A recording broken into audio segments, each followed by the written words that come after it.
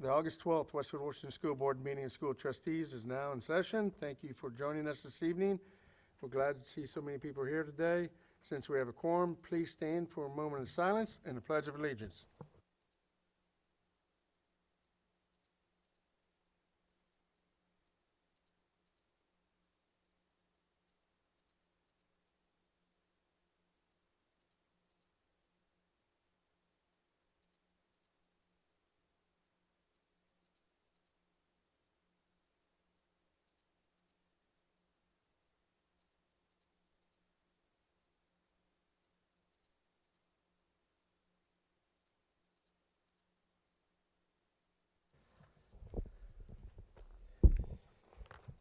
Okay, do we have any comments or anything from the public? The next item on the agenda is to approve the consent agenda. The consent items include board minutes, accounts payable, vouchers, payable vouchers, and personnel report. All items in consent agenda have been reviewed by the board in advance of the meeting and are approved in a single motion. At this time, I will entertain a motion to approve the consent agenda as presented. So moved. I have a motion. Do I have a second? I'll second. I have a second. Any discussions? Hearing none, all in favor say aye. Aye. All opposed? The motion is passed. Next, I will turn it over to Chris Baldwin, Dr. Chris Baldwin, sorry about that, for the announcement. Thank you, Mr. President, members of the Board of Trustees. In personnel, you just approved a new appointment for Westfield High School. We're happy to announce Jocelyn Dugan as our new Dean of Students at Westfield High School. With that, I'm going to turn it over to the principal of Westfield High School, Alicia Denniston, to introduce Jocelyn.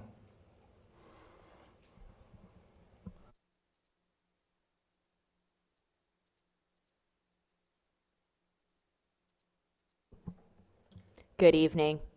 We are really excited. I have here with me Jocelyn Dugan, and she is our Dean of Students, and we're just thrilled to have her join our team. She comes to us with 2 years, a little over 2 years, Dean experience at Arsenal Tech, and then before that had been at Danville High School and in the World Language Department, and had been a teacher and a department chair. But what really stood out about Jocelyn in our interview process is just her heart for students, and then connecting with students from diverse backgrounds, and then also just parents and community, and just the way that she loves kids, and just her even composure and her willingness to take on any challenge. We're really excited. As you know, Westfield High School, we're growing more and more diverse, and our Latino community is our number one, really from that area of diversity. And Jocelyn got to use her Spanish every day at Arsenal Tech, and she's probably going to get to use her Spanish every day also at Westfield. But she's a team player, and we've only gotten to spend a few days officially with her, but already feel like our team is more complete. So we're really excited, and a big welcome to Jocelyn Dugan. I just wanted to say thank you to all of you, and I'm really excited to be joining the Westfield family. Thank you. Thank you and congratulations. Thank you.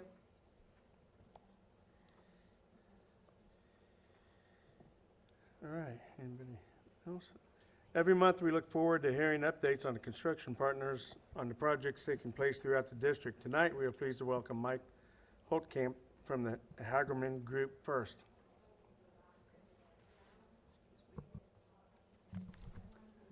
Thank you. Good evening, ladies and gentlemen of the Board of Trustees and Dr. Athan, the other. Appreciate this opportunity. Okay, is this going to be the drone first? Okay, we have a drone. It's probably a little over a minute, maybe two, of the progress. This was taken at the end of July 25th. Making great progress. You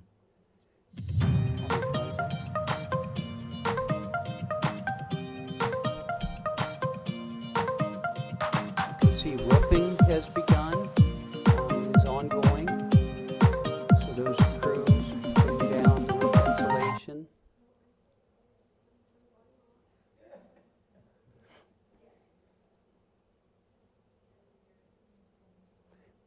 putting the exterior metal framing, the exterior DENS board, the fluid applied vapor barrier. So we're on a path to get the building dried in. Okay. That's one of the courtyards. You can see they have scissor lifts. People are in there working on the, I'll call it the skin of the exterior. There's another end of the building where we've got the steel up and we poured the concrete on the metal decks and the concrete on the slab on grade. This is an area where we have, part of that's the gymnasium. We have the metal decking. That kind of gray, light gray on the second floor, that'll be the wrestling room. This is where the entrance will be. This is kind of that big atrium with that high roof, the cafeteria and the long hallway and the grand stair. So that takes you around the building.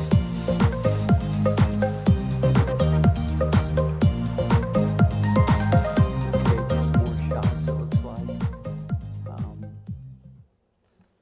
And then I've just got the presentation. I don't mean to hog so much time. If you want to go to the next one.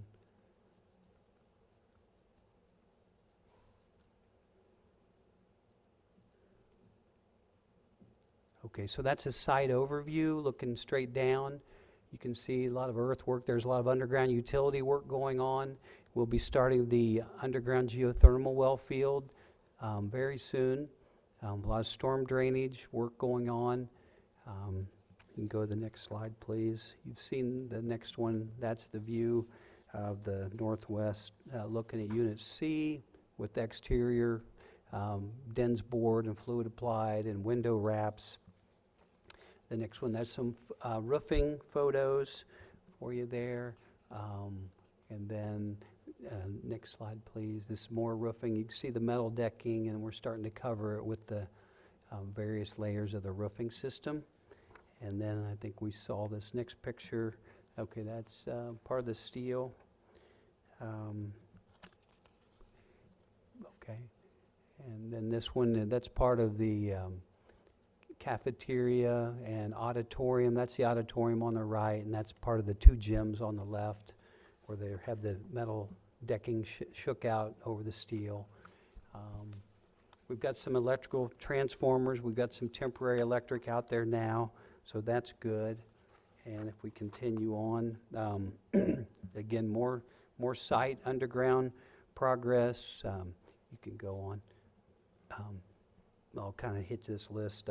Continue with the steel, the concrete work, the masonry work, overhead, mechanical, electric, plumbing, rough ends, and in wall, and continue with material procurement and our BIM coordination, which has been really a great thing on this job. We've saved a lot of changes and had a lot of good coordination. We can go to the next one. Next 60 days, a lot of the same things.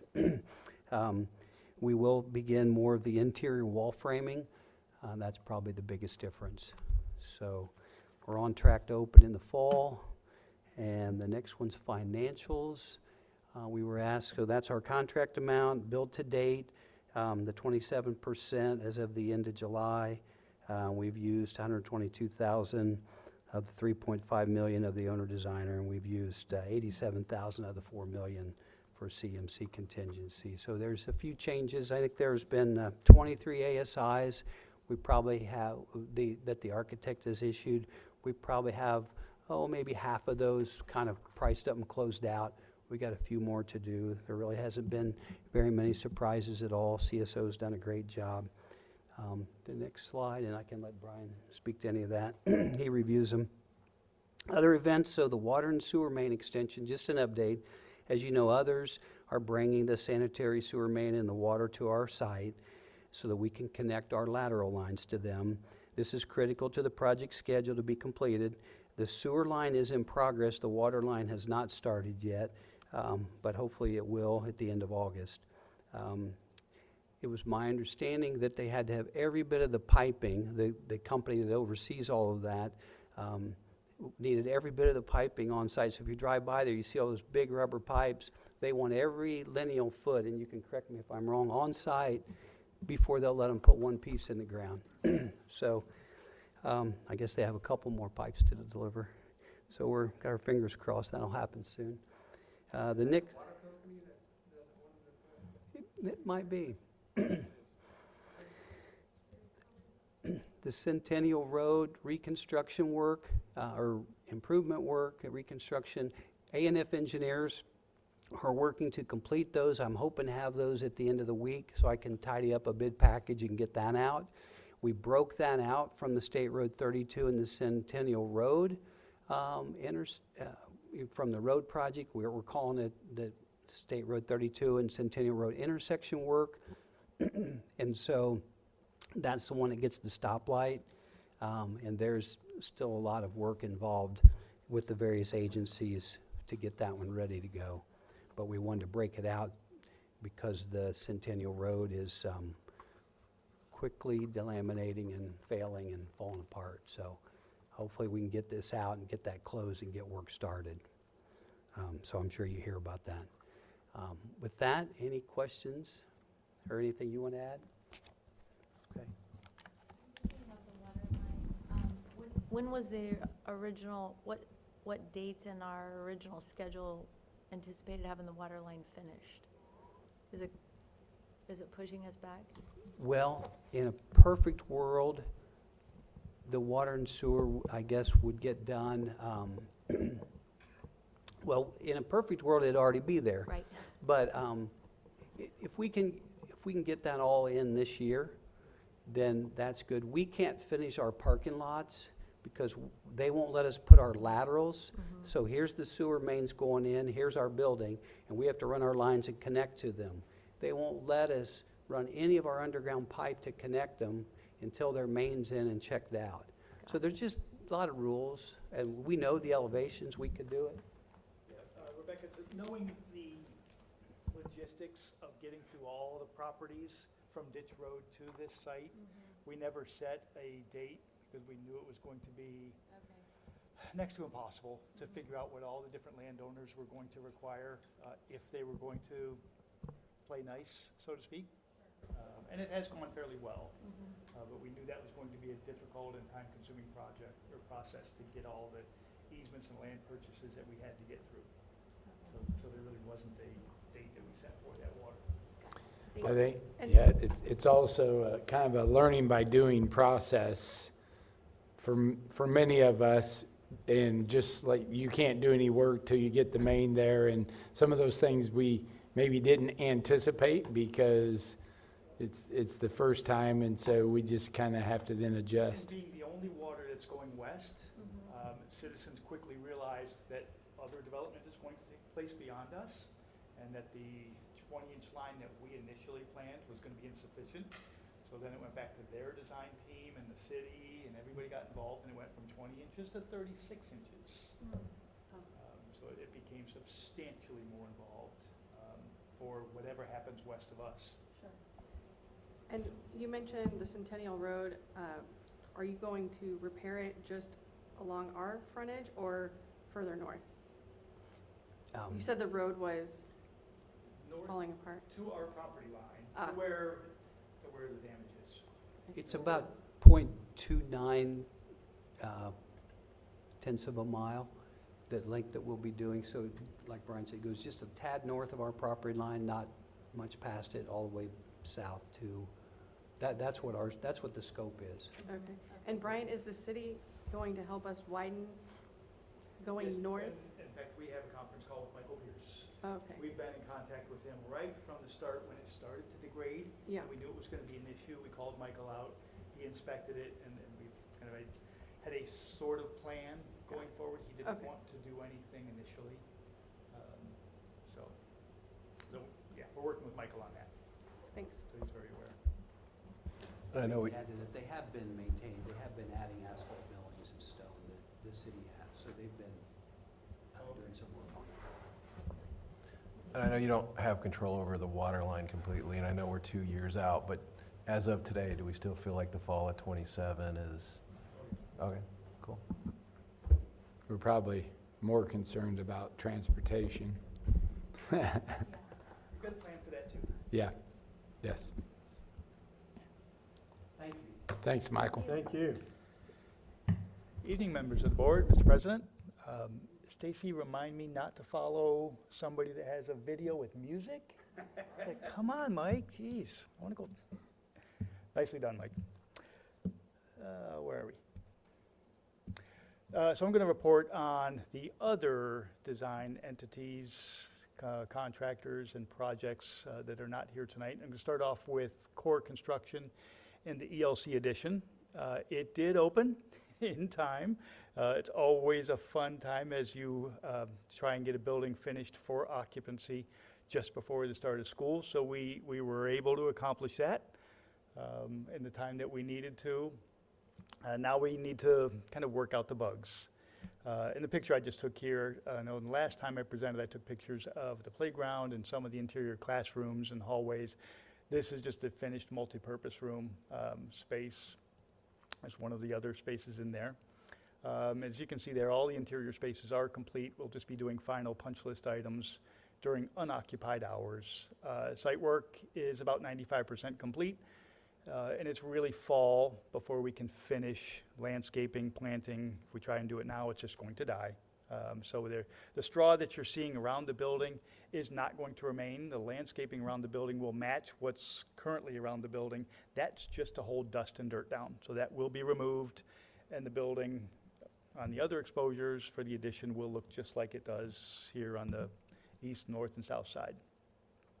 The canopy materials for the bus drop-off are on site. Those were a little bit delayed. We're expecting to get that complete by the end of August. And the construction contingency utilization on this project is currently at 59%, so about where we should see. New parking areas are completed. The multi-use field, there was a delay in getting that done because of weather. We missed our window with Sprint Turf. We had them back. They started just this past Friday, I believe, August 9th. And that duration for that is 20 working days. I've been in contact with the rugby team to make sure that fits their window, which it does. The second to last weekend of September is the first date they truly need to be on the field. So we're very confident we should be able to make that happen. So we're kind of contacting or in communication with them to make sure that it's ready for them when they actually need it. Just more pictures of the site, no music, but a drone picture and again, more of the parking areas. Garmont Construction, doing both Midland Crossing and Shamrock Station Elementary School. Midland Crossing is, as we know, our critical path building that has to be complete for the opening of school August 2026. And that project is on schedule. They are pushing very, very hard with structure, with steel, light metal framing, and masonry contractors to make sure we're on schedule for that. We've just got a few more of the slab-on-grade interior concrete floor slabs to be completed, and they'll get those done probably in the next 2 weeks. And the construction contingency is unknown on that one. Apologize, I didn't realize I left that blank. And if I had to venture a guess, please don't hold me to this, but it's probably around 10% or a little under that. It's been doing very well. We haven't had any major issues or contingency expenses on that project. More pictures of kind of the exterior, how that building's progressing along the site. All the geothermal work is done on that one, both the geothermal wells and the lateral fields. So a lot of the drilling and the dirt and dust and issues that come along with that are not going to happen anymore, which is a good thing. Shamrock Springs Elementary School, that project is probably a month and a half behind, maybe 2 months behind currently. They are trying to catch Midland Crossing. I'll be surprised if they do. It'll be a pleasant surprise. That is their goal, and it's a nice goal to have. We are expecting, though, it to be completed December of 2026, so over Christmas break, that would be the transition period into that new building. We've been in contact with Rob Hedges, the principal over at Shamrock, and there's a plan for a procession and a big event for the kids to move into that space. Thankfully, with Shamrock Elementary in its current form, we're not under a critical timeline on that. Construction contingency on that one is right at 10%. I believe it was like 10.3. Myron Agem, we now have all the permits that we needed for the operations building. That, just like all our other permits, took a little bit longer than we had hoped. The critical component to that is the storage building, so that we can move the items out of our current leased building with support services into the storage building. So that it's a prefab building, so it's going to go up pretty quick. They've got the pad ready to be poured. The foundations are going to be starting this week. Right now, the completion is April 26th. They expect to beat that. That is an absolute worst case. We've used no contingency on that project to date. The other project Myron Agem is working on, Shamrock Station. If you've had a chance to go past that building, it's a huge transformation from what was the old library. It's going to be a really exciting building. Anytime I take somebody through there, they're just really excited for how that building will function and be used within the district. We have two areas that we were hoping to open with the first day of school, and that is the Shamrock project and the Shamrock Success areas. We didn't make that. There was some doors and glass deliveries that prevented us from getting the certificate of occupancy. All that is on site. We should have our certificate of occupancy tomorrow. All our other inspections have taken place and passed. We are getting furniture in those spaces tomorrow. Final cleaning happens Thursday, and the teachers are planning on moving in Thursday, Friday. The event center and the remaining areas of the building are expected to open by mid-September. Construction contingency on that one is 93%, which is high but not unexpected with what we did with this building, kind of completely changing its function.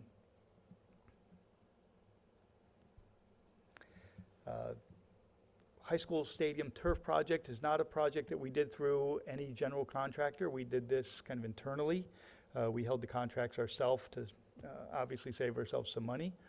That project went very well, and I tried to do a panoramic shot. It was difficult to see overall, so I decided to use kind of these three individual shots.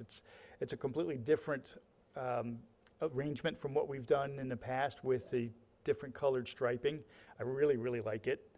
It's hard to tell here, but the sidelines and the end zones are solid black. Just overall, it looks really, really good. So I was really impressed with how this turned out. I think this is going to be a real showcase for us as far as the district goes. Any questions on the other projects? Transportation, when is that? So, yes, thank you, sorry. I meant to have transportation in there. No, thanks for asking, Amber. The transportation, we have, like I said, a temporary solution for having water so we can function in that building. We're going to utilize the well that was used for construction to feed that building until the water line's completed. So that building should be functional, operational, let's call it, in December. Whether we move into that, I don't know. That's going to be a Larry question. But potentially, we could, at the end of December, move into that. We needed the well to make sure the building was protected, that there was no potential freeze up inside that building. And then, Brian, with that, I know again, we talked a little bit about the intersection at Centennial Road. We're working with the city on the intersection of 32 and the Newtown Road. Newtown Road. That we're constructing, yeah. So is there any update on that, or? Sure can, yeah. So we've had a little bit of discussion back and forth with the Cardinal Group.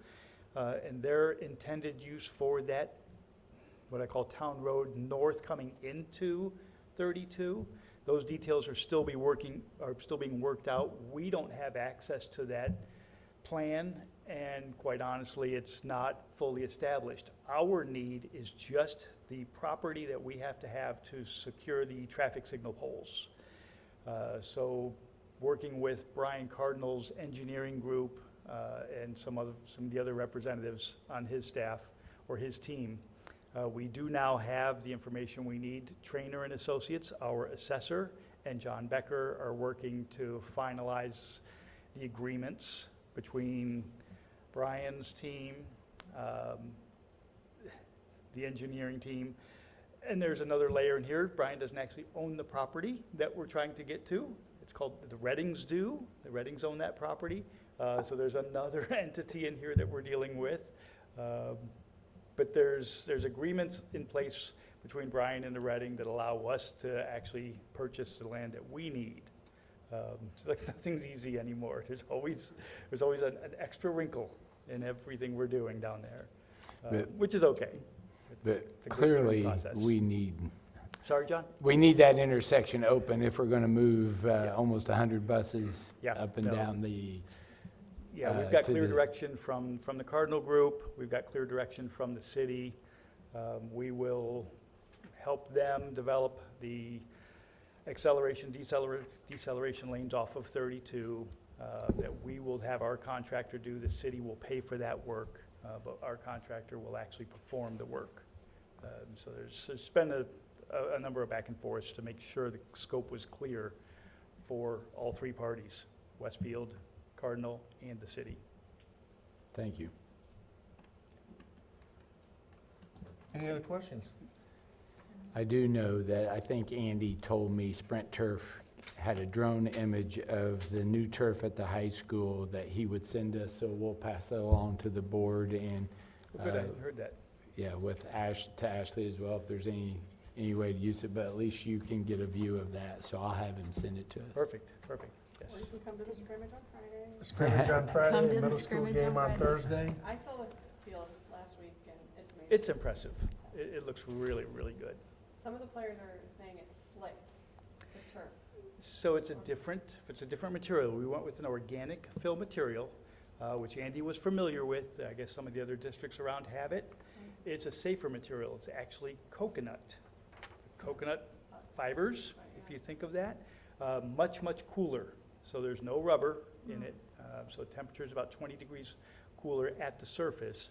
And then the question of whether or not rubber falling on crumbled rubber is the best thing for kids, that question goes away. This is an organic fill, so it's a little bit different, but it wasn't something that Andy wasn't familiar with.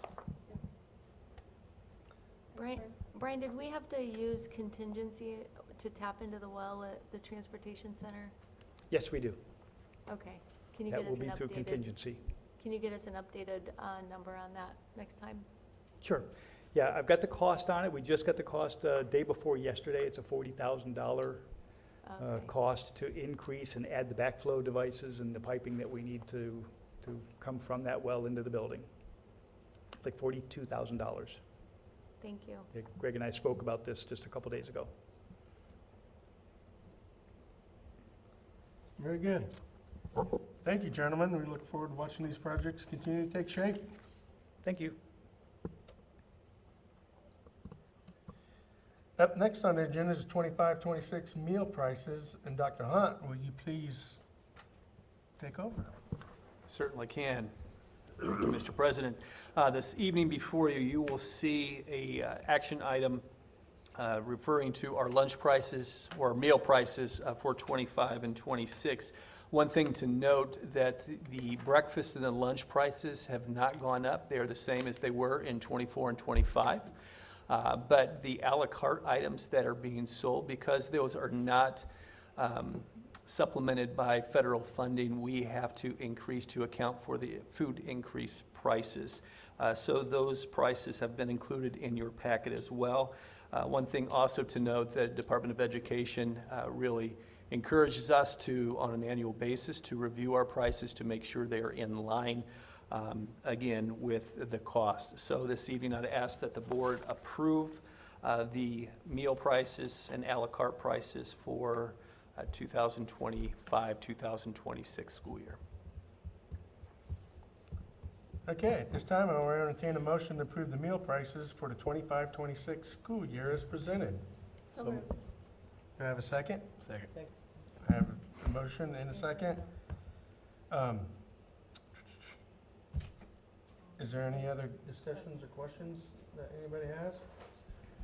I'm sure everybody's asked this question. Has there been any delay on the federal dollars? As coming far for- as for nutrition is concerned, Yeah. no, there is not. Very good. All right. No other questions or concerns? Hearing none, all in favor say aye. Aye. All opposed? Thank you, Dr. Hunt. The motion is passed. We will return to you for the next item on the agenda, permission to advertise the 26 budget. Thank you again, Mr. President. It is that time of year. It is budget season for not only Westfield Washington schools, but all the school corporations around the state. That being said, before you this evening, you will see a budget calendar that I would like to get approved and moving forward. But more importantly, I would ask that the board approve the legal advertisements for the budget hearing. A couple dates. Number one, obviously there's statutory deadlines that we have to meet as far as the school district is concerned when it comes to the budget. And so all of these dates in the timeline will obviously make sure that we ensure the district is meeting all of those particular timelines or the statutory deadlines for the 2026 budget. A couple important dates that I want to make sure that you are aware of. September 8th is when we will, and I know in the past, and this is going back a few years, we had to legally advertise in the newspapers. We no longer have to do that. But we do have to upload Form 3, which is the legal advertisement for the hearing, and as well as the date for the adoption as part of that upload, again, in Gateway, and that will be done by September the 8th. And in addition to Form 3, we also have to upload our bus replacement plan as well as our capital project plan. And so those would also be updated or uploaded in to Gateway as well as uploaded on our website or posted on our website. That is also part of statutory requirements as it comes to the budget. Then on September the 23rd, that would be the date of the budget hearing. At that time, and in a work session format, I will be presenting the Board of Trustees the budget, and at that time, we would then open actually the hearing for the budget on September the 23rd. The budget adoption would be at our normal board meeting on October the 14th, and again, that gives us, again, if there was any hiccups at all, it gives us some time in which we need to correct before we meet that statutory deadline of having that approval by November the 1st. And then October the 15th, or the day after, at that point, then all the forms and resolutions would be uploaded into Gateway and it would be submitted. And then we would have to wait until December. And at that point, we will receive our 1782 notice or a draft copy of what the budget would be, so any type of adjustments can be made. So again, this evening, I ask that the Board of Trustees approve the calendar and also the legal advertisement for the budget hearing for 2026. At this time, I will entertain a motion to approve the advertised 2026 budget as presented. So moved. I got one. Do I have a second? Second? It has been moved and second. Approving the advertisements for 2026 budget. Is there any discussion or any other further questions?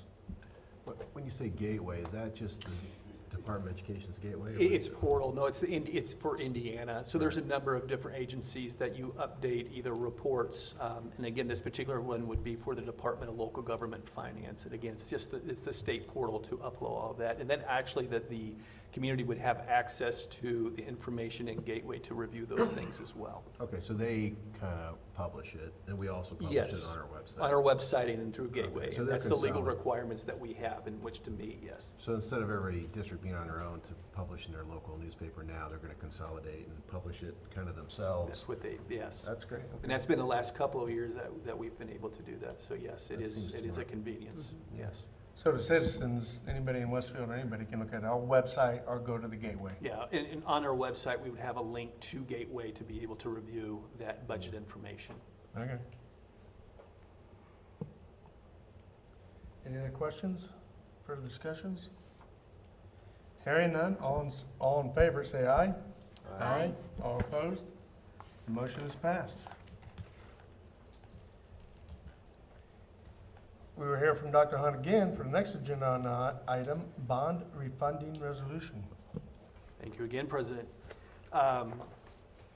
In fall of 2025, the district will have bonds, the Westfield Washington Multi-School Building Corporation Unlimited Ad Valorem Property Tax First Mortgage Bond Series 2018A, Westfield Washington Multi-School Building Corporation Unlimited Ad Valorem Property Tax First Mortgage Bond Series 2018B. Westfield Washington Multi-School Building Corporation issued the following bonds: Ad valorem Property First Tax Mortgage Bonds Series 2016A and 2016B. These are all available for possible refunding. Just to kind of put it into layman's terms, this process is extremely, it's much like refinancing your house. Not extending your payments. If interest rates are low enough, and again, we're not approving, obviously, moving forward at this point, but giving permission in which to look into this possibility. But the rates are low enough during a refunding window. The district would like to pursue refunding of our 2018A, 2018B, 2016A, and 2016B bonds to take advantage of lower rates and save the district money over the remaining life of the bonds. Because of the uncertainty right now, I mean, obviously, this would speed up the process if, obviously, the timing, and Mr. Shoemaker is going to be able to kind of get into this a little bit more specifically for the board's knowledge, but we can take advantage once the time is up for us to be able to then do that refinancing or the refunding of those bonds. So at this time, Mr. Shoemaker, if you don't mind, in presenting the information on this possible refunding. Thank you. Good evening, everyone. Great to see you guys again. So I do have a few pages here. This is going to walk through the numbers of all of the outstanding bonds that Dr. Hunt just mentioned. So we have different slides for each of these. So the first one that we're looking at here are the 2018 A bonds. So this was a portion of the referendum that would have been passed many years ago. So these bonds have a call date of January 15th of 2026. So our market is much like the traditional mortgage market. There's a lot of similarities. One thing that is quite different is surrounding these call dates. So you get a mortgage, rates go down, you refinance your mortgage, they go down again, you refinance your mortgage, there's no prepayment penalty. You can do that whenever you want, as many times as you want. Municipal bonds, you can't do that. When you sell the bonds, you have what is called a call date. Traditionally, this is typically about 10 years. Sometimes it's 8 or 9 years. But what this call date does is it protects investors, which essentially says you cannot go refinance these bonds before this time period. Now, tax law does allow you, or it opens up a window 90 days before your call date. So the call date's January 15th of 2026. Legally, you are able to close on the new bonds within that 90-day window at the earliest. The only way to do it before the call date is if you use taxable rates. We're talking tax-exempt rates.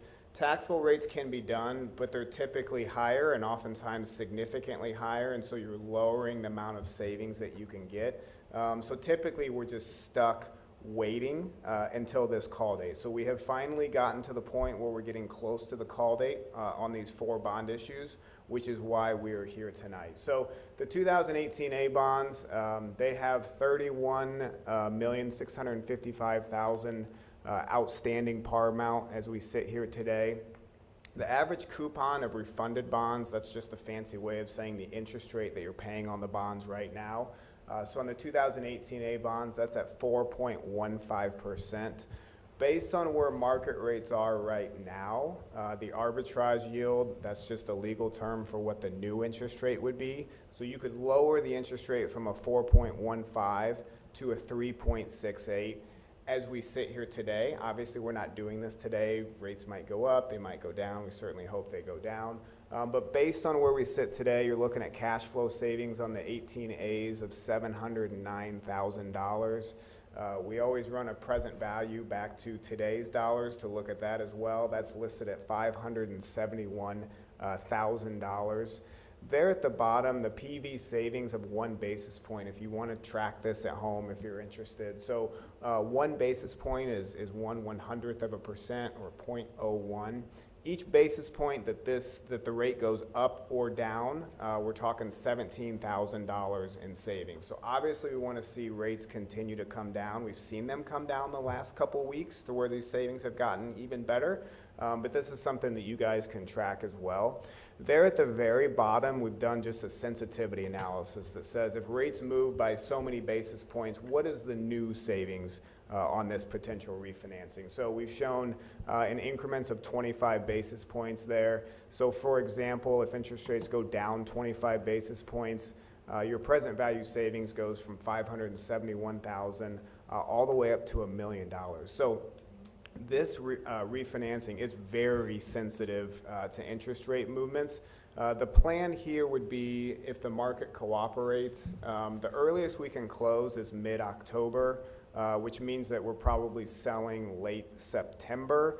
So we're still, 50 days away from probably having this opportunity. Rates are going to change. We'll talk through that here in a little bit. Our hope is that rates will stay kind of where they are, or even come down a little bit to see the savings go up. But in a worst case scenario, if we do see interest rates increase, this could get to a position where there are not savings, depending on what happens, because it is so sensitive. So we're tracking this on a daily basis, on a weekly basis. We will certainly keep Dr. Hunt and his team updated on what's going on before we make any final decisions on this. Questions on this page or anything that I talked about before we move on to the 18Bs? So the 18Bs actually have more savings. So these were sold about 6 months apart. These ones have a higher interest rate. You can see there's about $35 million of bonds outstanding. They were originally sold at a 4.95%. Based on current rates, you're looking at a 3.72 on the new interest rate. Because they were sold at a higher interest rate, this one does produce more savings as we sit here today. We're looking at cash flow savings of $2.7 million. Present value to today's terms, about $2.1 million. And 1 basis point on this is about $19,500 up or down. You can see the interest rate sensitivity there down below. So the 18As and the 18Bs, because of their size and the original interest rates, do have significant savings as we sit here today, and this is something that we'll certainly continue to monitor and look at where rates go over the next couple weeks. So the 16As and the 16Bs, these are both significantly smaller. So the 16As, they have 2.3 million outstanding. The 16Bs have 2.1 million outstanding. Original interest rate both at a 3.99, could refinance to a 3.25. So still lowering the interest rate almost 3/4 of a point. But because of how small they are, they're only producing about $15,000 of savings each. I think the only way that these would make sense is if we can actually add these into some of the other bonds that you're selling at the same time. If we can do that, we're saving on cost of issuance. Certainly not my call. But looking at selling bonds on their own for $15,000 of savings compared to kind of your budget, does that make sense? Maybe, maybe not. If rates were to go down and these were to produce a lot more savings, then that might make sense to do them on their own. But right now, I think the hope would be maybe as some of the other new money bonds that you guys are talking about, hopefully these could be added. I know Ice Miller's looking into that right now. There's a few different things that essentially have to work out together. So we are asking for approval here, considering approval here. These may or may not happen, but it's something that if they can happen, want to be in a position to act quickly because obviously interest rates are a little bit all over the place. In terms of interest rates and where they're going, we obviously get this question all the time. My answer is I have no clue where they're going next month, let alone tomorrow. But I do think that there's a lot of momentum for lower rates. So a couple things that happened. The Fed met a couple weeks ago. They did not lower interest rates at that time. But what we did see was two of the Fed members publicly dissent, essentially saying we believe that rates should have been lowered. We don't see that very often, and for them to come out publicly is a pretty strong message of, hey, we expect these to be coming down in the future. Immediately after the Fed meeting, we saw one of the members resign, is going to be replaced by the president's appointee. The president has been very vocal about wanting lower rates, and so now we have another person on this board that probably wants lower rates. The market is expecting 2.5 cuts or lowering of interest rates through the end of the year. Obviously, we can't have a half cut, but that's just kind of where the market is pricing it in. We won't see rates go lower simply because of these rate cuts, because the market prices this in immediately. They anticipate what is going to happen and they move now. So they're expecting a rate cut in September. If we see that rate cut in September, I don't expect our market to go down because it's already priced that in. We've seen rates come down 10, 15, 20 basis points over the last couple weeks. I think what would be a market mover is if the Fed signals that they're going to be more aggressive in their rate cuts. If now all of a sudden the market thought there was going to be 2, now we're at 2.5, do they anticipate 3? There is conversation or speculation around potentially getting 2 rate cuts in the same meeting in September. We have seen that in the past. Will that happen? I don't know, but if that speculation becomes more aggressive or they think it's more likely, we will see rates come down in the interim because they're essentially pricing that in.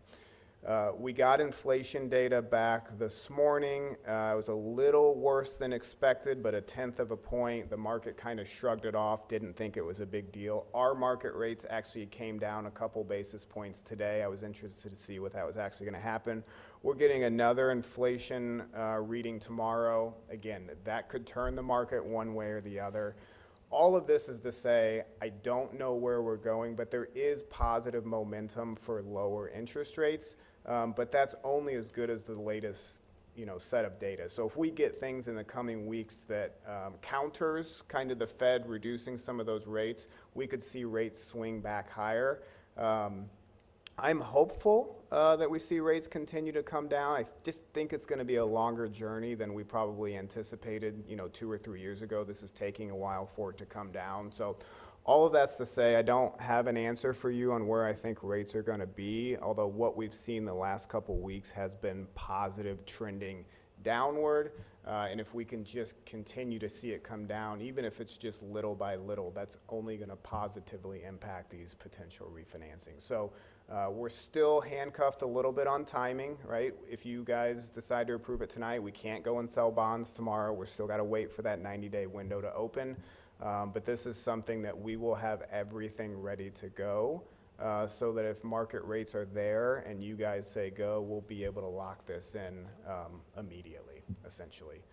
Questions on any of that? So just to clarify, we have that 3-month window, so from the end of September to January, anytime in that window, you can take advantage? So the window is essentially the earliest that you can close. So let's say rates go up over the course of the next couple months and they stay elevated and you guys say, it's just not worth it. Let's sit and see what rates do.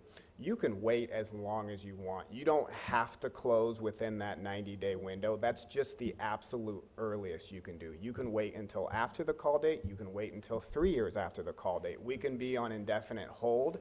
That's just the absolute earliest that we can close on the new bonds. That's a very good question. And as far as the present value savings calculation, or even the cash flow savings calculation, that includes the fees to do the refinancing, right? All fees are netted out of what I'm showing you, yes. And then on the 2016 A and B, you mentioned we might be able to roll them into future ones. Is there an opportunity to roll them into if we were to refi the 2018 A and B? You have to go forward? Yeah, because to the do? 18A and 18B were done via referendum, they are unlimited, meaning Gotcha, they are okay. not subject to tax caps, and so those have to be sold differently for the market. It gets pretty nuanced here, but essentially, in order for these to be rolled in together, they have to have used the same indenture, essentially the binding agreement between you and the trustee. And so Ice Miller is looking to see if essentially Destination Westfield or any of these other future projects, would they be eligible to add these in? And if so, then I think it makes sense to just, you're going to take the savings. We're already doing a bond deal anyways. If that can't happen, then we're obviously having the conversation of, is $15,000 enough to actually go out to the market and save? And if the answer is yes, then great. And if not, no big deal. But the hope would be that rates continue to come down further on these as well, so that they become more and more attractive if they have to be done on their own. So we don't have that answer right now, but Ice Miller's looking into it, and we will know that in the coming days or weeks.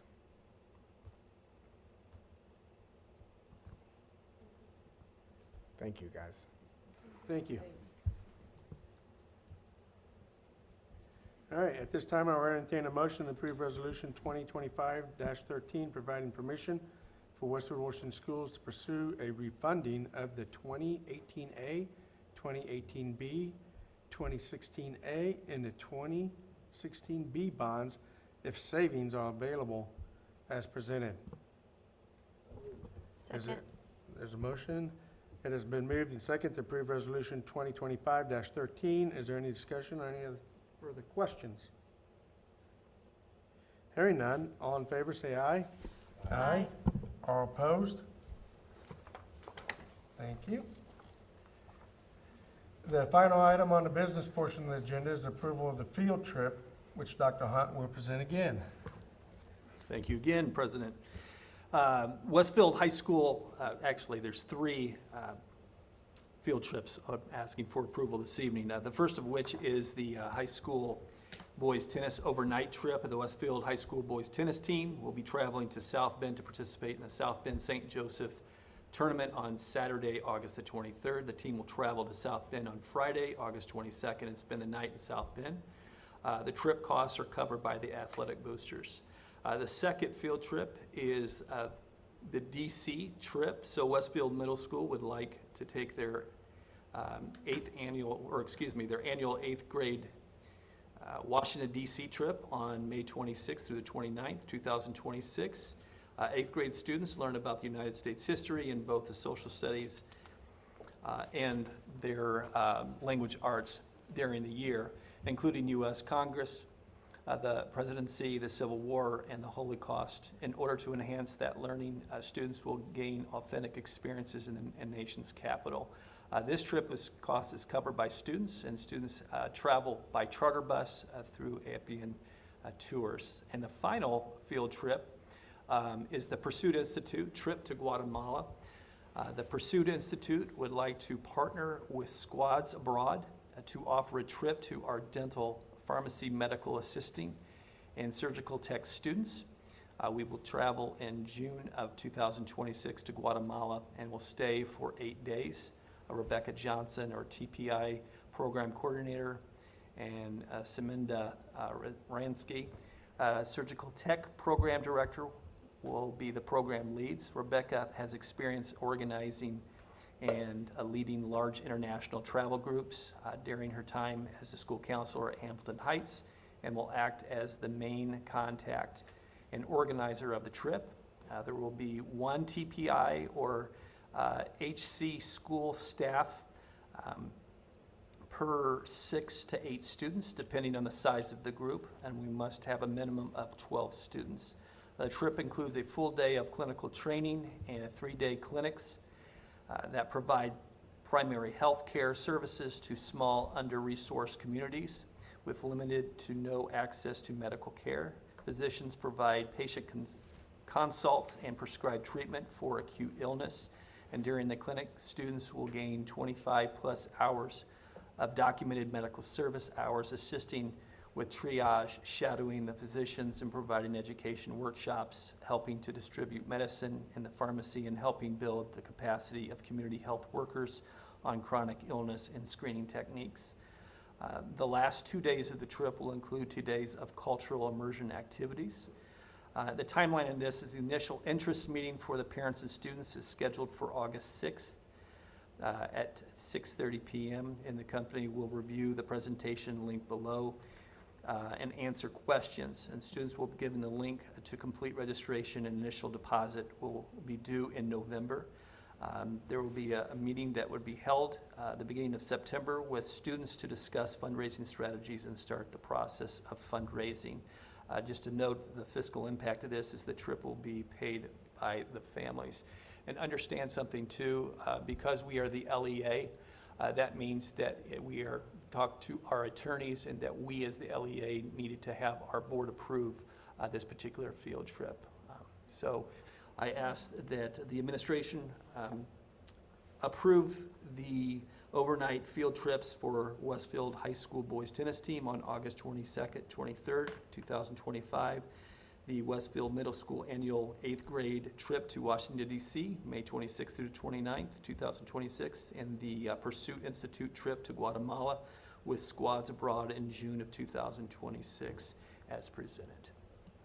Thank you. At this time, I will entertain a motion to approve the Westfield Washington boys tennis overnight field trip, the middle school Washington, D.C. trip, and the trip to Guatemala as presented. So moved.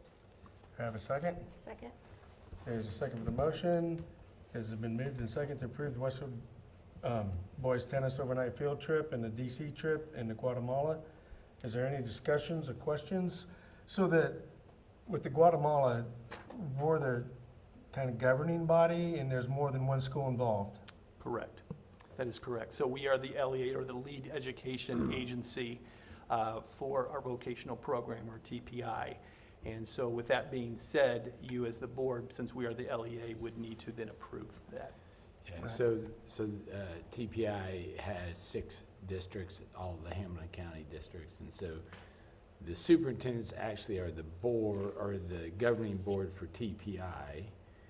However, Westfield Washington's the LEA for TPI, and so Andrew Manna said, we hold the liability as the LEA for this trip.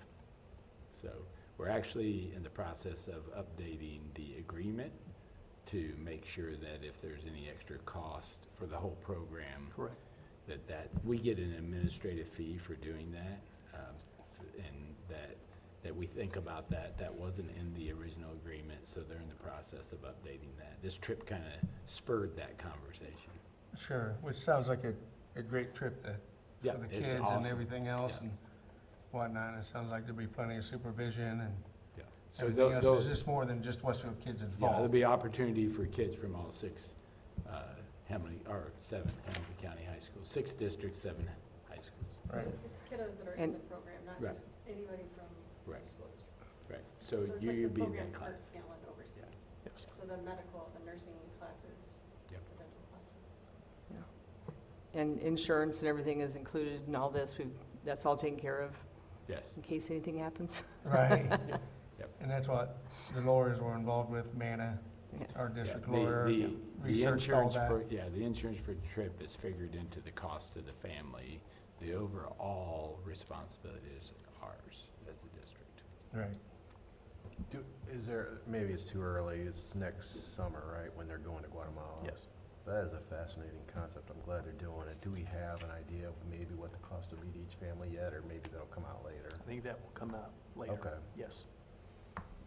But the 2 people that, Rebecca Johnson and Seminda, Rasnick? Resnick. Yep. Okay. She's a Westfield alumna.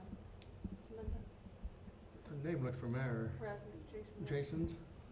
There you go. So if any nonprofit volunteer organizations in Westfield wanted to sponsor a kid, they would talk to those folks. I was looking at Absolutely. you there. Yeah, I'm gonna look at you right back. I know. All right, cool, thank you. Thank you. All right, any other discussions or any other questions, concerns? All in favor, say aye. Aye. All opposed? The motion is passed. Thank you. Thank you, Dr. Hunt. And now for the first item on the curriculum agenda, Title 1, 2, 3, 4, 2025 funding, we return to Dr. Hoover. Thank you, Mr. President, members of the board. Today we brought you two things. The first one being 4 first titles of the Elementary and Secondary Act, which is our title funding that we receive our federal funding, and there's 4 different areas of that we're bringing for your approval this evening. But I wanted to talk about each one of them, just briefly and give a little background, and then if you have any questions, feel free to please ask those. Couple of things. We receive this every year. You may have read recently that some of these funds have been frozen by the federal government as of this summer due to some of the, I would say, ascension and across the country, superintendents and school boards similar to yourself reached out and explained the importance and necessity for these funding mechanisms for schools. And so slowly they have been released to school districts. Title I was released fairly early. Just yesterday we released Title III. We are still waiting on our 2025 and allocation for Title II and Title IV, but we expect those to be coming in here in the next week or so. But going through them, they each have a specific purpose. Title I really is focused for our low-income students and families in providing their free and appropriate public education. We have 3 schools in Westfield that are title schools, Monon Trail, the intermediate school, and Washington Woods. That number is based off of the free and reduced percentage of their school population. Those are the 3 highest levels of free and reduced population in our school system. We used to have 5 schools in middle school in Cary Ridge, kind of flirted with that line, and depending on the year and where that number sort of fluctuates and how much money is available, we have some ability to adjust that, but ultimately, we have those 3 schools as of this school year. Title II is geared at professional development for teachers and principals.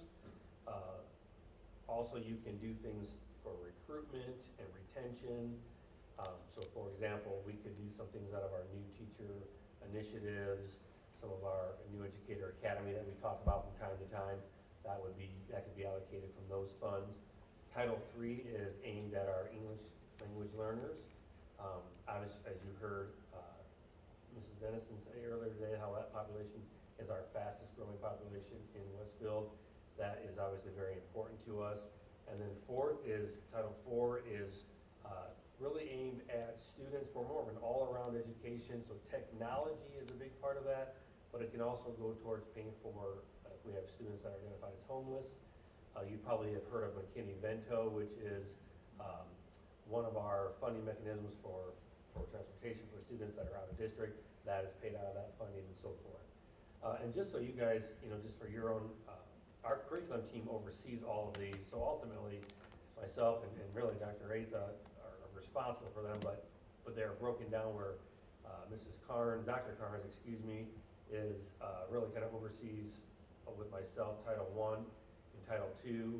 Dr. Thompson looks over our Title III and ELL, and then Kyle Miller oversees our Title IV. So, but together we meet and obviously talk about these, as a district and so forth. Each one of these requires each each year we have to go over the summer and then in August do an estimate, and we have to do a pre-approval, and then those get sent into the state and federal guidelines, and then those get approved throughout the year. So far, depending on, and this is all contingent upon the SES population of your school district. Obviously, our district is not what I would deem as a high poverty district, and so our numbers are relative to that and consistent and appropriate with that. We do receive approximately about $220,000 in our Title I, which we learned a few years back that we used to use that for Title I assistance in the classrooms. One of the tricky parts about that was if you hired assistants and for some reason if they left or if they couldn't find assistance, which has become harder in this day and age than we would expect, then sometimes we would be left with that money because it had to be allocated to, and you have to allocate it towards teachers, towards resources, towards assistance. There has to be very specific on how that money is going to be spent. Sometimes we found ourselves where that money would be left over and we had to carry that over from year to year, which we really wanted to avoid that practice. So we've actually changed it to where now it actually goes towards teachers in those schools and resources in those schools. So that money is each year utilized. We spend that. In fact, we have to spend that plus other money on, staff. But we move that now on teachers and resources versus on assistants. And that money is then allocated and used for that year. For Title II, that's a district account. We get about $120,000 in that account, which seems like a lot, but for a district of our size, it goes very quickly. Just recently, Dr. Joe that came and did our beginning of the year kickoff for all staff members, which was a great day and great kickoff for our team, for our teachers. That was something that could be utilized out of our Title II funding. In fact, we actually used some of our 2024 allocations. One of the interesting things about title money is like the 2023 and 24, you can still use it for a couple of years beyond that as long as it's allocated correctly. Similar to how ESSER money was, there were, but once it hits those dates, it's returned to the federal government if you don't use it. So we have that money. Other areas, you've probably heard of Serena Tyra as one of our consultants for our coaches and for our teachers. Some of her funding has been paid for that. And then if we send teachers to various things, like for example, our middle school teachers may be attending the middle school conference, National Middle School Conference here in Indianapolis, which is great because it's obviously much cheaper than sending people to other places. So that could be something that can be paid out of that. Title III is very much for our English language learners and really focusing on trying to get their English to English proficiency. So I'm sure you've heard a lot about SIOP trainings that Dr. Thompson does. A lot of the funding from that can be paid. Of course, some of our resources for like WIDA is the assessment that is utilized to test the English and linguistics of proficiency of those children. Like I said, it's our fastest growing population, and so we receive about $65,000 in that. We did receive about $90,000 this year, which was actually about $25,000 more than we'd expected. So that was pleasant. I was surprised. And then finally is our Title IV, McKinney-Vento. This is by far the smallest of the four. We only receive approximately about $16,000 in that account. We haven't yet, but Mr. Miller then will allocate much of that to, like I said, our homeless situation. If we have any families where we need to help out in certain situations with all kinds of things, rent, transportation, so forth. McKinney-Vento will help pay for transportation. We have some students out of district that utilize driving companies, things like that. Unfortunately, it's not as much as we would like it to be, but it's how much we are allocated per year. So those are the four funds of title that we are bringing to you as for your approval to receive and then to expend this money. The only other thing on this that I'd like to share is that it is very much earmarked for specific things. So for example, I'll use Title II as an example. Out of the $120,000, you can't just sort of spend if something comes up and you want to, it has to be in pre-approval, say we're going to spend approximately $30,000 on travel or $20,000 on consulting, And if that number changes, then we have to do amendments and resubmit. So there's a lot of oversight from the state and federal governments from that. And so we try to think, obviously, beforehand, pre-plan. Almost every year, we have to do some type of amendment just because sometimes it's hard to predict a year and a half out exactly how we'll need that, but something that we will do. And then I would bring this to you annually at the beginning of the school year to let you know what those amounts are for your approval. So at this time, I'm recommending that the School Board of Trustees would approve our 4 title supports for the 2025-26 school year. Okay, at this time, I will entertain a motion to approve the allotted amounts for Title I, II, III, and IV, funds for the use in the 2025-2026 school year as presented. So moved. Is there a second? Second. A motion has been moved and seconded to approve the allocated amounts for Titles I, II, III, IV for use in the 2025-26 school year. Is there any discussions or questions? So Dr. Joe, I heard, was a big hit overall. Yeah. I will tell you, teachers literally came in and said, you know, when you get 700, 800, 900 people together, and some of them have been through all types of beginning of school adventures. Some good, some different. And I will tell you, some of the comments we heard were, I'm walking out of this room feeling electric, you know, for the school year. He nailed it. You know, he understands teachers. He understands how we feel, but he did it with some humor and some creativity. He energized people. A lot of people said skeptical coming in and, you know, elated coming out. It's nice to hear, you know, positivity, and you can just feel, somebody said, we haven't had this kind of electricity in a long time. And so I'm kind of old-fashioned this way, and I think Dr. Ather can talk. He deserves the credit for this, but I will tell you that some of us are old-fashioned, and getting everybody together, whether it's 1,000 people, 100 people, is just a nice way to start the school year off, kind of gets people back together. A lot of people haven't seen each other for months, and so it's kind of a way to reconnect, and it's just exciting. But, you know, Dr. Ather, if you have any other thoughts, we bring him back every year. He's just exciting, and he's fun, and he just retired, actually, so, you know, but he's still giving a great message, and it's a very pragmatic and practical message as well as educational. So I'll add that, speaking from experience, he was way better than when we used to hear from the school board president on the first day. So just saying I'm that, right here. no, you were the school board president back then, Yeah. so I can say that. There's nobody in this room, so. I actually had. Much better. I actually had a teacher who's been here for a while say, I was skeptical. She said, but this is the best, keynote. I want you to know that, said it up front. Said, but I have to also let you know I was skeptical. But you have to understand, I've been to a lot of these where I've listened to superintendents and school board members ramble on. And so this was a pleasant surprise. So Yeah. with that was strategic, that it was kind of only Dr. Joe. And then Yeah. we caught a little bit of video, but so anyway. it was an hour and 15 minutes. Throw in and there. I think I could have gone, I mean, you felt like it could have gone another hour, and I think it would have been fine. But it was just about the right time when people were probably starting to get, but through a series of pictures, stories. He's a great storyteller, and they're all relevant. And he just, he's built a culture.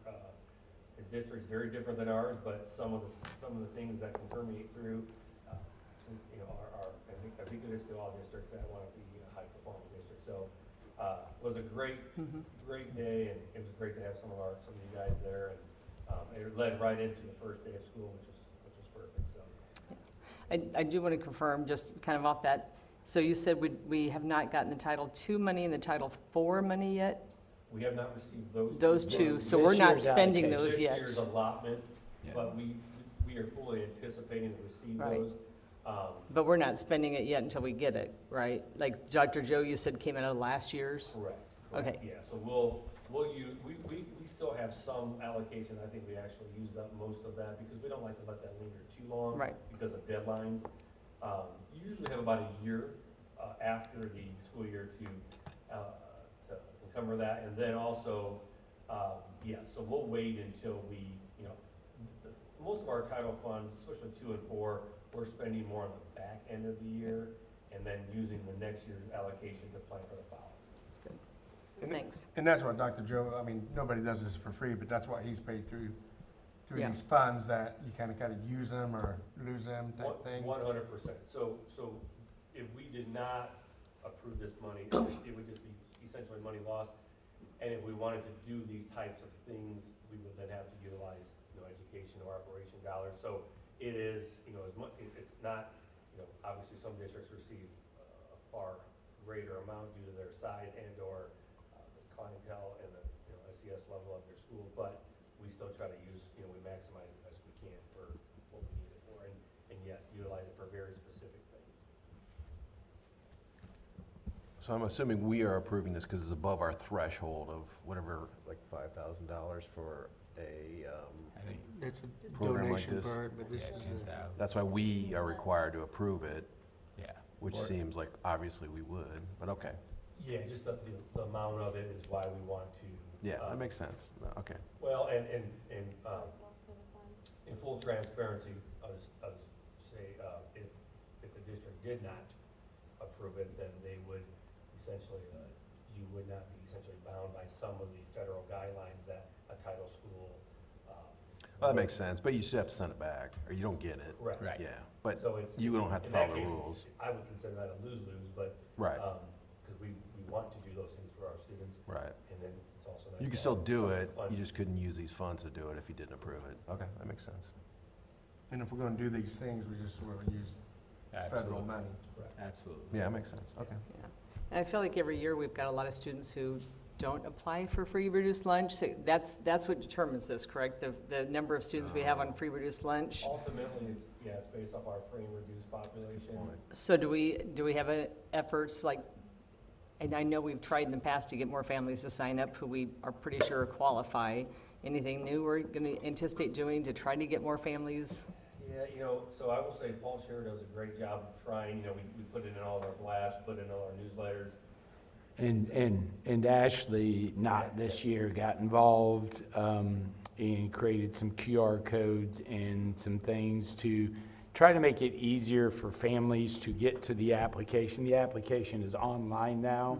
Sometimes, in the past, when it was, you started paper and pencil and you usually did it at the school, you knew the secretary or whoever gave it to you, it was a little easier. So, and also, it just felt more personal. So we did some things to try to, and then also the family liaisons on Crystal's team help as well. We are really have a push to try to increase that process and make it easier for families to complete it. That percentage continues to go up as we grow. We're still sitting just above 20%, 21%, and that fluctuates a little bit. One of the other,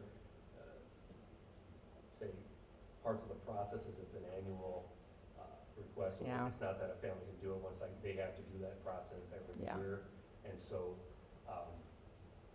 in a growing district, it's a constant challenge because obviously for new families coming in, sometimes that process is different state to state. So we try really hard. Ashley's done a great job of really having it be as simple as far as a QR code. And then, even going through the process is it's a little daunting, but we continue that, that continues throughout the year. So that number could change as the year progresses. But Yeah, thanks. The QR code, I know we're passing those out at Open Doors as well, but I was hoping, family liaisons, any mentors, social workers, any of those getting involved, so. Okay. And whenever you see them come through Open Doors. Yeah, we do have the cards. I took them in that last week, so There you go. we're passing those out. Any other questions, discussions? At this time, I will entertain a motion to approve the allocated amounts for Titles 1 through 4 funds for use for the 25-26 school year as presented. I think we did that. Oh, sorry. Ready to vote. Yep, now we're voting? All in We favor? are. We talked so long. We did, thank you. At this time, I will entertain a motion to approve the annual contracts for 2025 school year as presented. No. I did, Who's yeah. ready to vote I- on number 5? just say, All in favor? All in favor? Aye. Aye. All opposed? motion carries. Thank you, motion carries. We will hand things over now, once again, to the final item of the curriculum agenda for the Indiana Online Partnership. Dr. Hoover.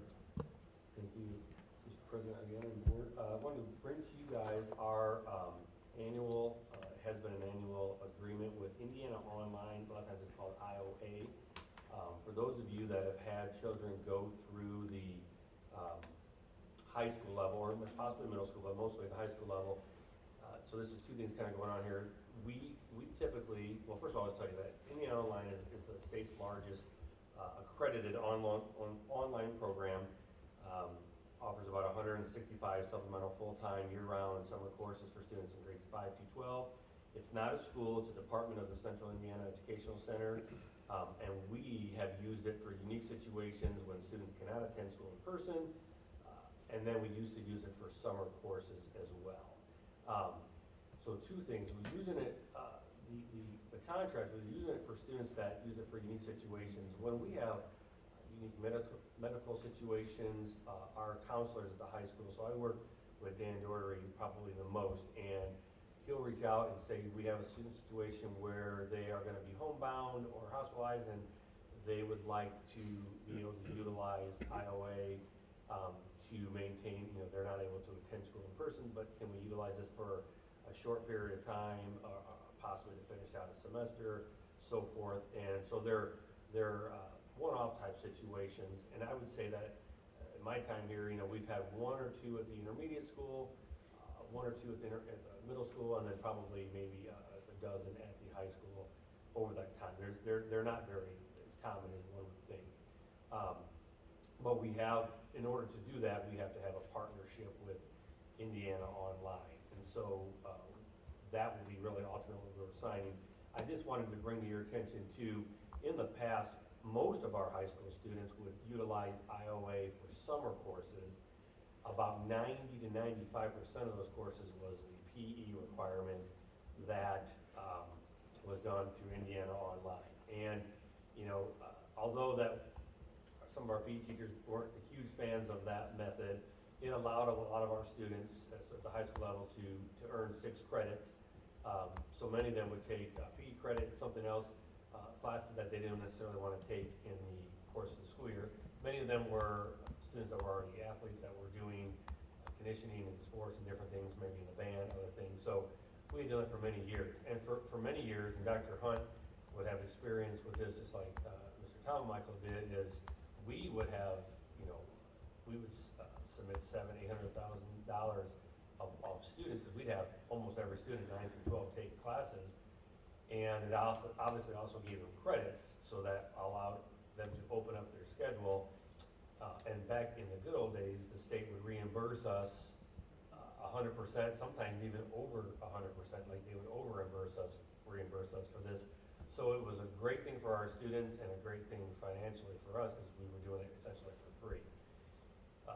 In the latter few years, that number began to go from 100 to 90 to 80 to as close to less than 60 last year. And so a couple of years ago, we were actually then taking it was becoming a deficit in our spending, and we were losing money in the deal. It was still a great thing for our kids, for our students, but was not financially as responsible as it had been. So we worked with the high school staff, and 2 things drove our decision. 1, ultimately the cost, and 2, the new diploma that began this year is significantly different, and there's less credits, and the more credits, quite honestly, that some of our students take through Indiana Online is going to essentially speed them through our process and through our graduation requirements at a speed that's almost too quick.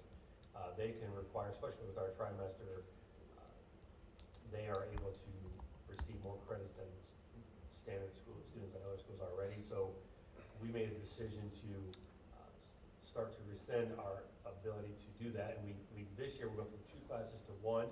The reason we did that was because many of our students, when they were freshmen and sophomores, had kind of planned out their 4-year course with the notion that they would take classes their freshman freshman through junior year. We didn't want to alter their paths any more than we could, so we kind of gradually retracted that and then went from 2 to 1, and then we're going to actually not offer that this year and actually offer summer classes on campus moving forward from a cost standpoint, and just because then we can tailor the classes to exactly what students need. What I'm going to be talking, so that was really more just for background information, so you know, what we're going to be asking you to approve is our annual, it's called the Academy contract that we would be doing with IOA that would allow us to have students take those courses, but that would have to still work through us. They would have to get, and that would also be students would be paying for that individually, so on their own. So that would be, I'm recommending, we would be bringing the recommendation that you approve the annual 2025-26 contract with Indiana Online Academy. Thank you. At this time, I entertain a motion to approve that annual contract with IOA for the 25-26 school year as presented. So moved. Second? Second. It has been moved and second to approve the annual contract with IOA in 25-26 school year. Any discussion, any other further discussions or questions? So for next summer, students will still be able to do one class or no class? So next summer we'll actually go, this summer was 1, next summer we'll actually go to 0. Okay. And we do not anticipate, due to the changes in diploma, students will actually be able to receive the classes they need plus. Does the high school guidance counselors know that? Yes. We worked with, this was really myself, Dan, and Alicia working through that. And so, yeah, it was kind of a gradual release from, what would it be, 2023, 24, 23, 24, 25, because we knew that the diploma was coming, so that was a big part of it as well. But the cost was really getting, just to the point where we were spending, you know, I think that last final year, we were spending about $300,000 out of our own, our Right. educational money in It would order be to do cheaper that. to offer them. And really for lack of a better word, for convenience. So that won't be necessary anymore. So just clarifying, those students can still take courses through IO, but they pay for them. All right. All in favor? Say aye. Aye. Aye. Motion is passed. Next up, thank you, Dr. Hoover. I will now ask the board members and superintendent to share success stories of the past month.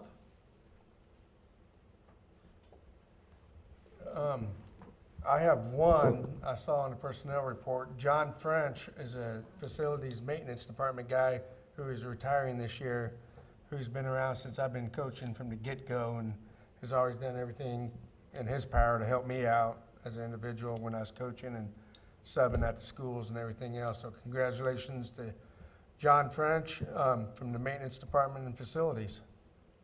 Yeah, he has done a great job. I noticed our AP scores came out last month, and I was taking a look at them last week, and phenomenal as always. A few notable ones, I forgot my notes, but I think we had 15 courses where we had a 90% pass rate, which is almost unheard of. Compared to the state average was usually about 20% lower than our averages for almost all of our courses. And both drawing had 100% pass rate, and Calculus BC had 100% pass rate, which, again, like almost unheard of. Like, for all those of us who taught math in the past, right? Yeah. That's just, that's amazing. So Heidi does a great job there, but just some really fantastic scores, not only for the students who are earning those college credits, but and saving those dollars in college, but just the skills they're learning, the confidence they're building going into college is just fantastic.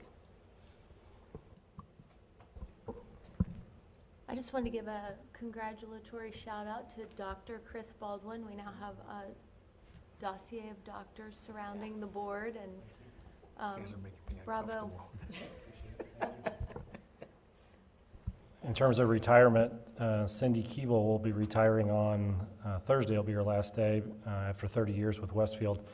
But just a reminder, her celebration is tomorrow from 3 to 5:30 here at Central Office. So if you can make it, I know she'd appreciate that. Yeah, she always kept me in line as one of the coaches, and you need to fill out this form and that form and everything else, so she's done a great job.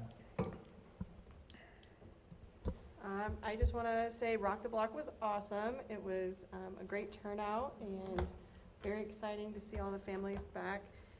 Also, a big thank you to Walmart and Office Depot for supporting back to school, Stuff the Bus, and then filling up the supply hub for the foundation. Teacher grants are open, so everyone submit your teacher grants. And then I just had so much fun on the first day of school. So from dropping off little Nora on her bus and then greeting her at the Maple Glen and then over to the middle school, the car line went relatively fast. They did some spray painting that was very positive that Luke spray painted. I saw on social media parents were just oohing and ahhing over the lines and how it was easy to follow the path, which is crazy because it's always nuts on the south side of the building over there. And then transportation was always so grateful for Chick-fil-A that Ashley was able to orchestrate with the foundation and Michelle, those ladies over there. And so the next thing that's coming up is homecoming game, September 25th. Mark your calendars, get your tickets. And the homecoming parade is actually the 25th, and then the game is the 26th. So football season is here. Friday night is scrimmage. Yes, Ben Davis. Yep. I just, obviously with the start of school, and we're well over 10,000 students, probably with ELC closer to 11,000 students, and 1,600 staff, 7,000 families. So I was out, was able to visit every school on the first day, started at the ELC, worked over to Monon,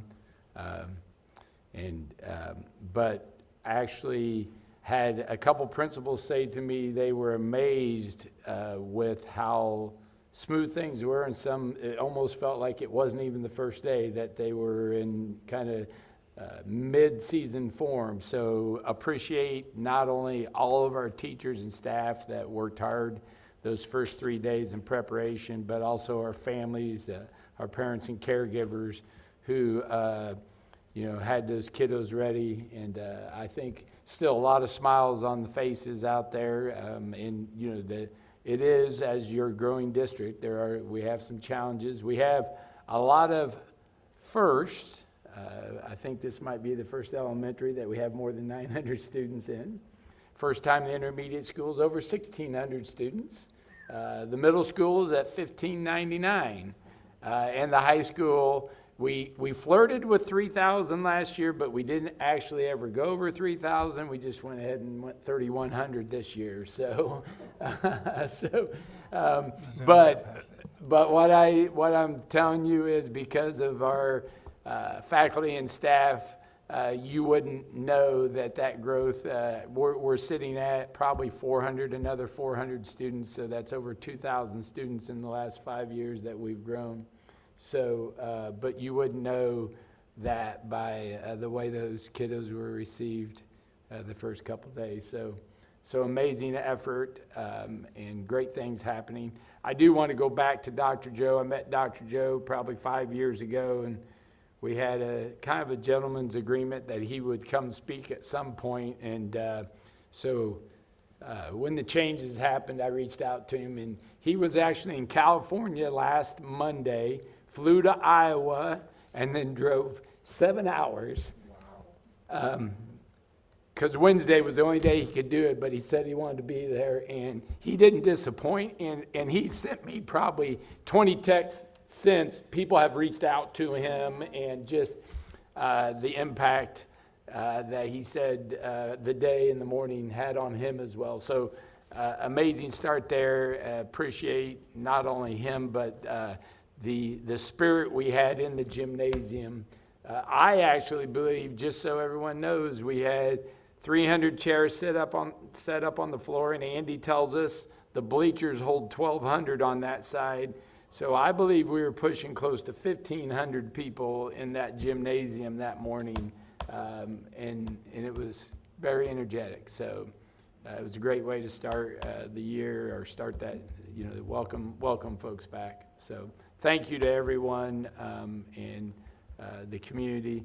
Obviously, this is a big year for us. We're going to rebalance. We met with our demographer on Friday. He's going to update the study. And the comp plan with the city and the special census will get a lot of good data to help us, again, strategically navigate the growth in our community. So yes, for all those watching outside, make sure you fill out them census, because it does help Yeah. the city and the schools as far as that goes. Yeah, everybody should have got it this week. Yes. Yeah. All right, can I have anything else? Doctors, board members? Can I have a motion to adjourn the meeting, please? Adjourn the meeting. So moved. Do I have a second? It has been moved. Next meeting is September 9th.